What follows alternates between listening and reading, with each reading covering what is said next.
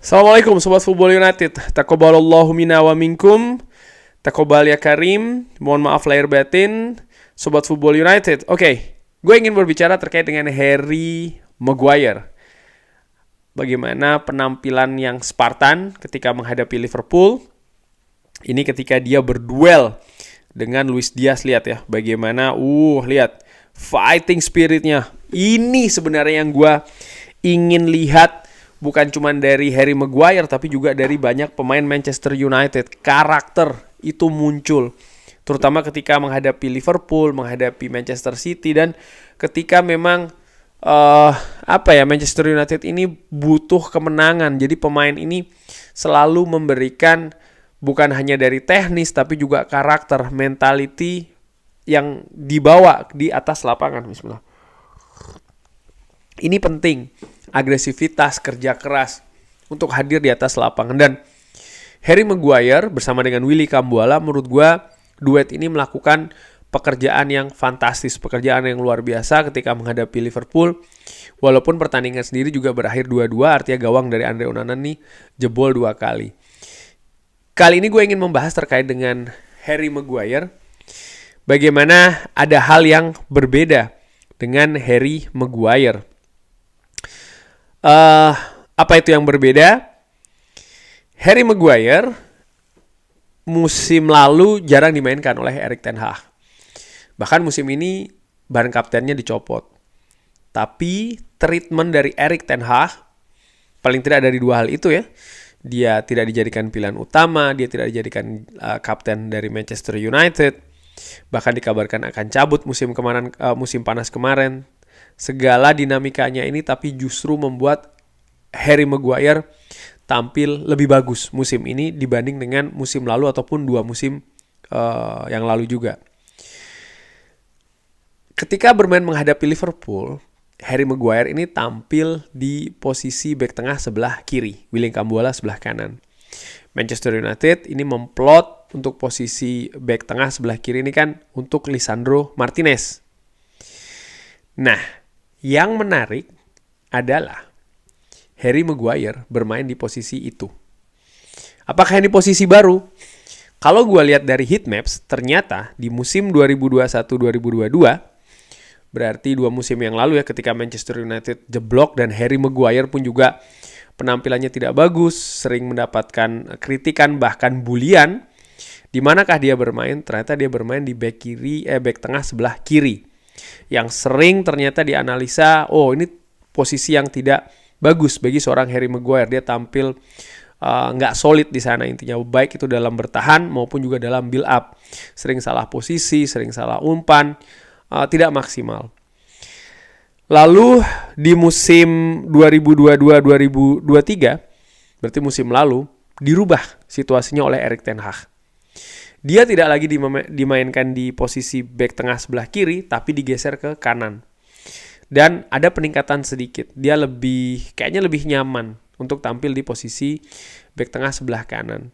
Dan ini membuat mungkin beberapa pendapat yang mengatakan, mungkin Harry Maguire posisinya memang bek tengah sebelah kanan yang lebih bagus. Sampai gue lihat heatmaps tahun ini atau musim kompetisi ini, ternyata Harry Maguire lebih luas tampilannya. Dia bisa tampil di kanan, dia bisa tampil di kiri. Bek tengah sebelah kanan bisa juga di sebelah kiri. Ini heatmapsnya dan ini memperlihatkan hal tersebut. Apakah ini hal baru untuk tak tampil di bek tengah sebelah kiri? Tidak. Karena setelah gue tarik ke belakang 2018-2019 ketika dia masih bermain di Leicester, dia ternyata tampil bagus di posisi bek tengah sebelah kiri. Artinya apa? Artinya Harry Maguire ini bisa tampil di bek tengah sebelah kanan dan juga tampil bek tengah sebelah kiri, cenderung sama baiknya.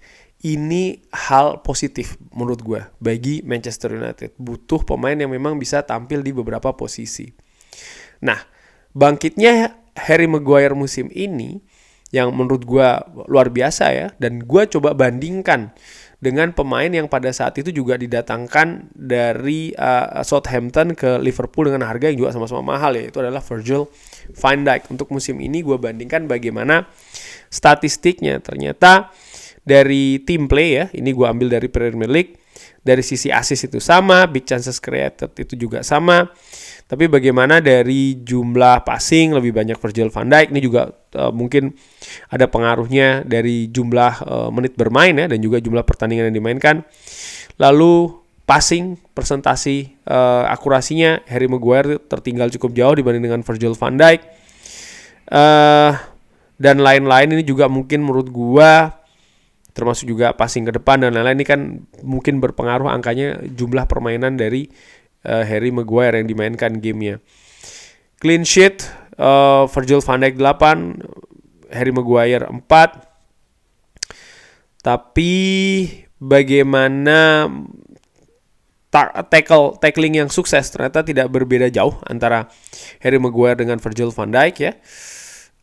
Dan juga clearance menggunakan heading, sama-sama back yang besar dan jumlahnya pun tidak terpaut jauh, walaupun sekali lagi jumlah pertandingannya Virgil van Dijk ini di atas Harry Maguire. Namun gue tetap menilai ya, dengan harga mungkin yang sama-sama pada saat itu mahal, Virgil van Dijk tampil musim ini masih jauh lebih solid dibanding dengan Harry Maguire. Walaupun ada beberapa atribut Harry Maguire tidak begitu jauh ya perbedaan dengan Virgil van Dijk. Nah, kalau gue bandingkan Harry Maguire dengan 2 musim yang lalu di mana dia tampil jeblok, bagaimana angkanya sejauh ini? Dari sisi penampilan, ya tentu saja masih lebih banyak 2 tahun yang lalu.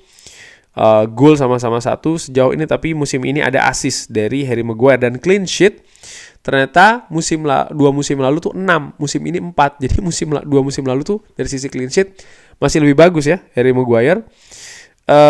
Lalu dari sisi menyerang 2 musim yang lalu jauh lebih bagus. Kesimpulannya seperti itu.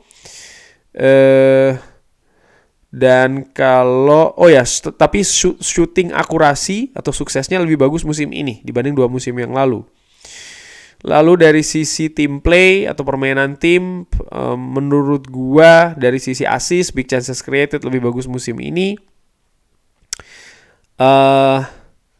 Crossing lebih bagus musim ini, yang lain masih lebih bagus musim lalu walaupun tidak terpaut terlalu jauh. Contoh seperti kayak passing akurasi ternyata musim ini 82%, 2 musim yang lalu 86%. Dari sisi defending pun juga masih lebih bagus 2 tahun yang lalu dari sisi clean sheet. Namun gol kebobolan 2 musim lalu memang lebih banyak. Di musim ini ya, rata-rata memang masih tertinggal jika dibanding 2 musim yang lalu. Artinya sebenarnya 2 musim yang lalu Harry Maguire ada di beberapa kesempatan secara general ya, secara umum ini tampil oke. Tapi memang ada beberapa kesempatan dia tampil jelek. Seperti ini contohnya error yang bisa membuat gol itu 2 musim yang lalu ada 1, dan juga gol bunuh diri.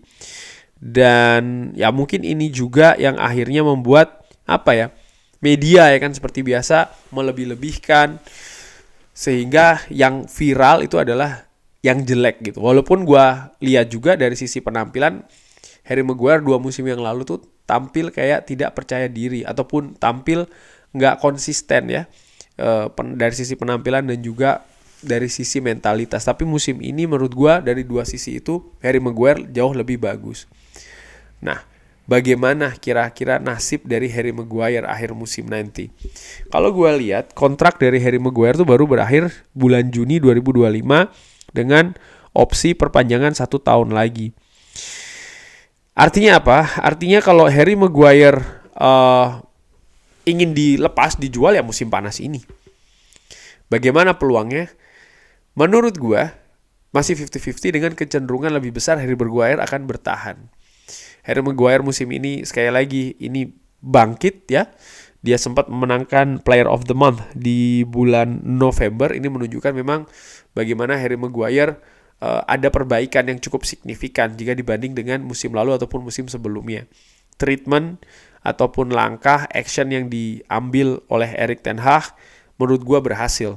Dan ini juga harus diapresiasi.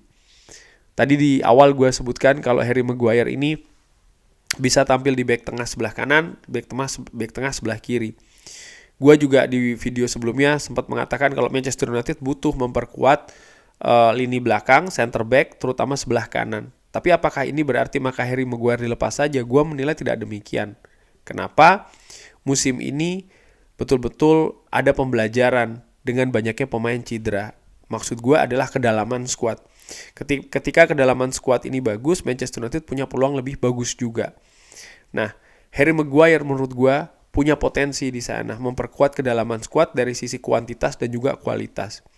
Di beberapa kesempatan Harry Maguire tidak dimainkan, dan menurut gue dia tidak membuat masalah ketika dia tidak dimainkan. Namun bagusnya adalah ketika dia diberikan kesempatan, ternyata dia mampu membuktikan. Baik itu diberi kesempatan dengan menit bermain yang terbatas, atau diberi kesempatan ketika memang pilihan utamanya ini absen.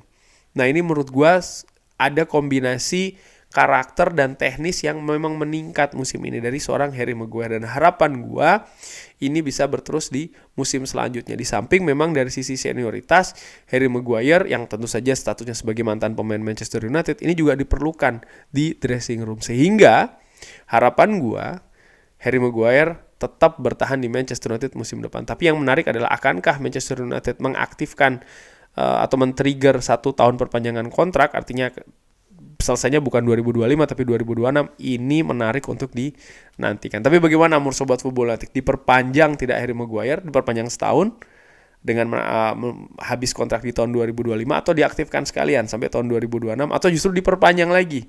Bisa drop di kolom komen. Terima kasih sudah menyaksikan. Dan mungkin kalau pendapat lain ya, mungkin dijual saja, itu juga boleh, tampilkan alasannya. Sekali lagi terima kasih sudah menyaksikan. Jangan lupa like, subscribe. Wassalamualaikum warahmatullahi wabarakatuh. Thank you.